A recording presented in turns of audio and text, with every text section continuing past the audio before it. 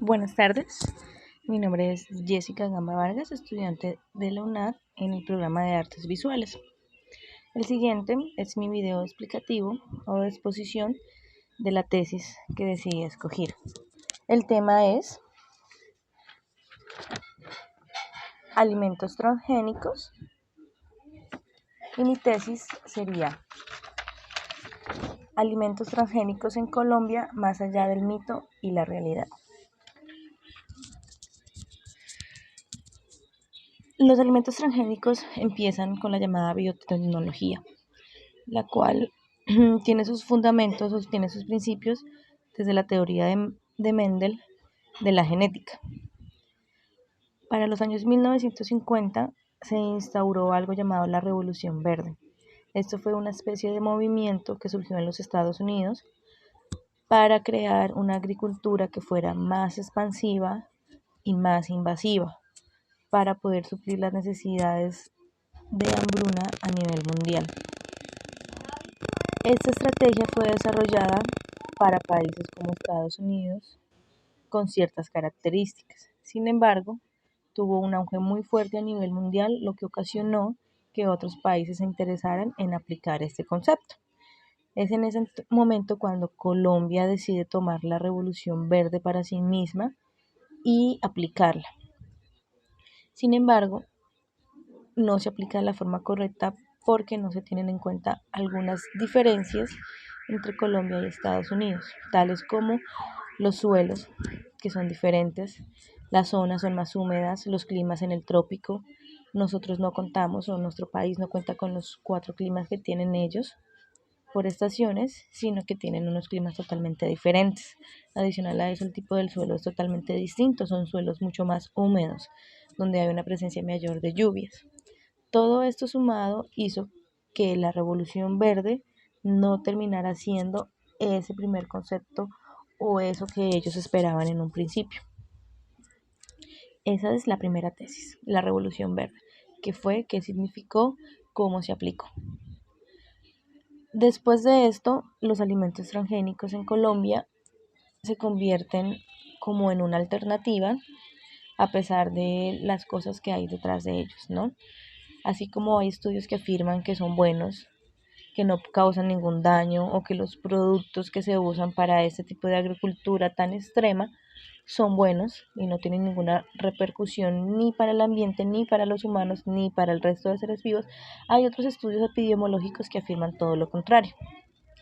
Entre estos está el estudio, un artículo publicado por el Ministerio de Salud que dice que de las 160 millones de hectáreas sembradas en cultivos genéticamente modificados para el año 2010, encontramos cultivos con resistencia a diferentes tipos de insectos, tolerancias a herbicidas, resistencia a virus en cultivos de soya, maíz, canola, algodón, remolacha y alfalfa. Estas son cifras del Ministerio de Salud. Entonces, si nosotros contamos con cultivos que presentan resistencia a diferentes tipos de herbicidas, para que ellos puedan tener un cultivo adecuado, van a requerir herbicidas de un mayor nivel o muchísimos más fuertes. Entre estos está el herbicida más conocido como Roundup, que tuvo su mayor auge en la época de los 1970 a 1980, producido por la multinacional Monsanto. Este herbicida es de gran uso en Colombia, no solo para el tema de los cultivos, sino también para la erradicación de cultivos ilícitos. Es el llamado glifosato que vierten en nuestros campos a cierta altura. Hay estudios que afirman que el compactante POEA, que es el surfactante que está presente en el Roundup, tiene altos índices de contaminación. Adicional a esto, puede ocasionar diferentes tipos de molestia tanto en los animales como en los humanos, como deficiencias en el riñón y en el hígado, cáncer y demás. Todo esto ha sido comprobado por ciertos estudios, pero de igual forma hay diferentes agencias o entes reglamentarios que se encargan de supervisar y permitir que estos productos salgan al mercado bajo estudios rigurosos, los que afirman que el Roundup no tiene ningún tipo de efecto cancerígeno en el hombre y que no tiene ningún daño para el medio ambiente. Sin embargo, todos estos cultivos ilícitos que son regados por este herbicida, muchos de estos quedan en muy malas condiciones, no permiten la siembra de otros cultivos, la tierra tiene que pasar por un proceso de recuperación bastante complicado y es por eso que en muchas zonas del país se resisten a a emplear esta forma de erradicar los cultivos ilícitos. Es entonces cuando se pregunta a uno si realmente estos alimentos transgénicos tienen un beneficio para la humanidad o realmente no lo tienen.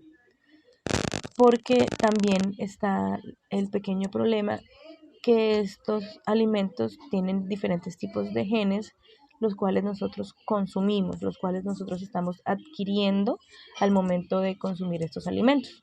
Estos genes nos pueden provocar desde diferentes tipos de alergias como diferentes tipos de inmunidad o resistencia a antibióticos.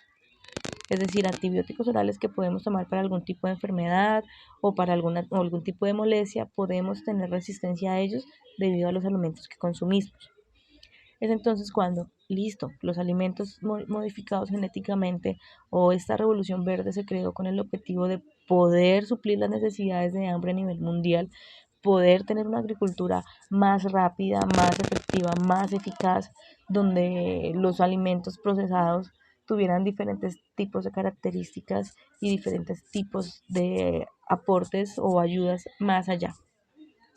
Pero, ¿qué hay detrás de todo esto? ¿Realmente vale la pena sacrificar la tierra, sacrificar nuestra salud, sacrificarnos a nosotros mismos por producir alimentos procesados, por producir alimentos modificados? ¿O simplemente no es tan bueno como nos lo pintan o tan bueno como nos lo quieren hacer vender? Esa es básicamente mi pregunta. ¿Alimentos transgénicos en Colombia, más allá del mito y la realidad, es bueno para nosotros o no lo es? Es algo que queda a opinión de cada quien, a opinión de cada uno de nosotros.